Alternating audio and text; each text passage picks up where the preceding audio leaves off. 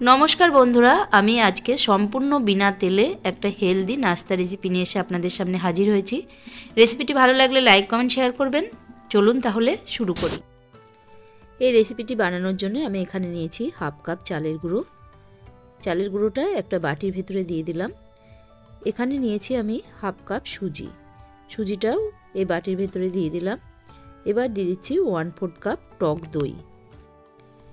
এবারে অল্প অল্প করে জল দিয়ে আমি মেখে নেব। চালের গুঁড়ো আর সুজি ভিজতে যতটা জল লাগে ততটাই ব্যবহার করব। প্রথমেই আমি এখানে বেশি জল ব্যবহার করছি না, অল্প অল্প করে দিয়ে মাখতে থাকবো।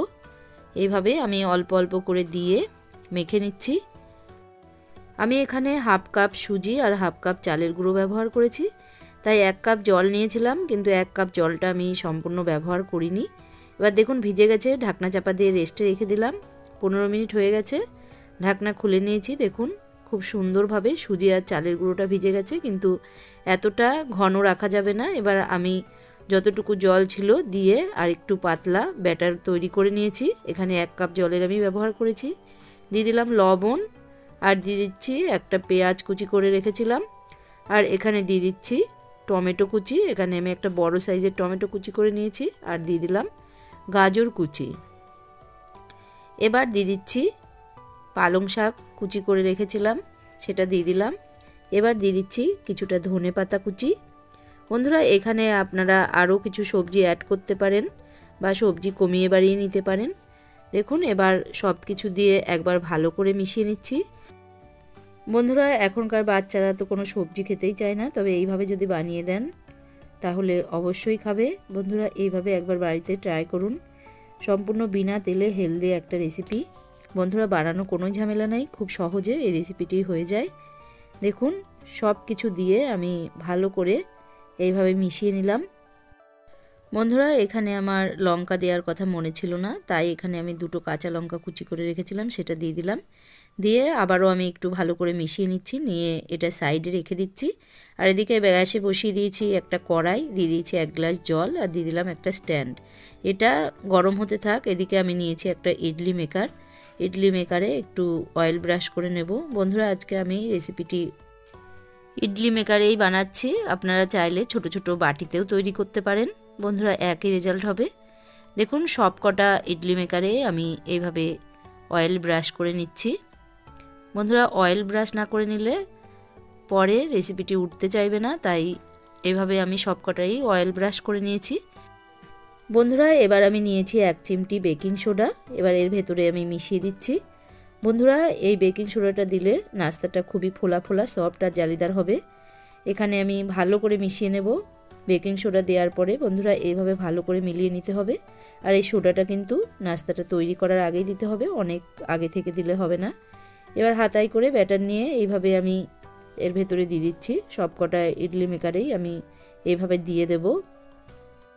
বন্ধুরা আজকে তেল ছাড়া এই রেসিপিগুলো যদি আপনাদের ভালো লাগে তাহলে অবশ্যই ভিডিওটিতে একটি লাইক দেবেন, আর চ্যানেলটি যদি এখনও সাবস্ক্রাইব করে না থাকেন চ্যানেলটি সাবস্ক্রাইব করবেন, আর পাশে থাকা বেল নোটিফিকেশনটি অবশ্যই ক্লিক করবেন।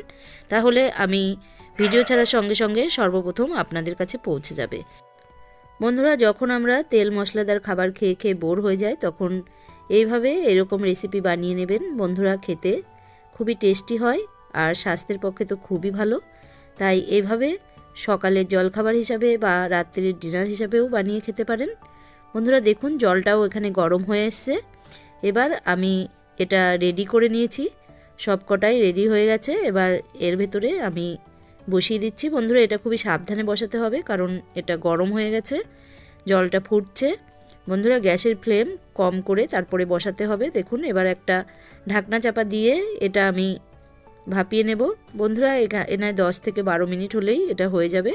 দেখুন 12 মিনিট হয়ে গেছে, তুলে নিয়েছি। দেখুন কত সুন্দরভাবে ফুলে উঠেছে, একদম স্টিম হয়ে গেছে। বন্ধুরা এবার আমি নামিয়ে নিলাম। বন্ধুরা এটা নামিয়ে নিয়েছি। এবার একে একে সব কটা আলাদা করে নিচ্ছি। আলাদা করে এগুলো একটু ঠান্ডা করে নিতে হবে। বন্ধুরা এগুলো গরম অবস্থায় কখনোই তুলতে যাবেন না, তাহলে একদম ভেঙে যাবে। ঠান্ডা হওয়ার পরে এগুলো তুলতে হবে, তাই প্রথমে আমি এগুলোকে ঠান্ডা করে নিচ্ছি, তারপরে তুলে আপনাদেরকে দেখাচ্ছি।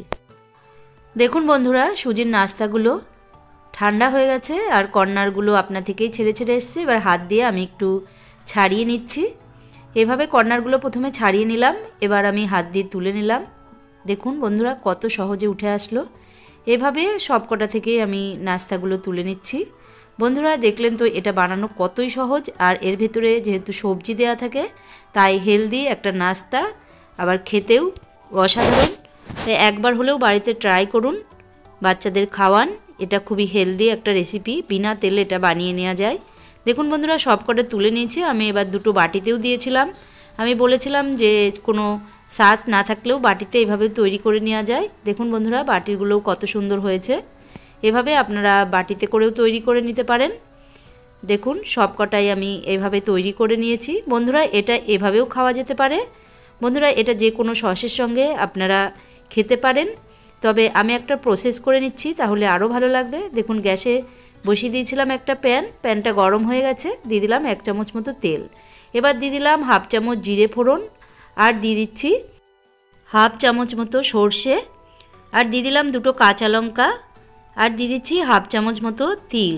এখানে আমি সাদা তিল ব্যবহার করেছি, একটু ভেজে নিয়েছি। এবার দিয়ে দিচ্ছি নাস্তাগুলো। বন্ধুরা এইভাবে একবার ভেজে নিলে খেতে আরোই ভালো লাগে। বন্ধুরা এটা করাটা একদমই অপশনাল, না করেও খাওয়া যেতে পারে।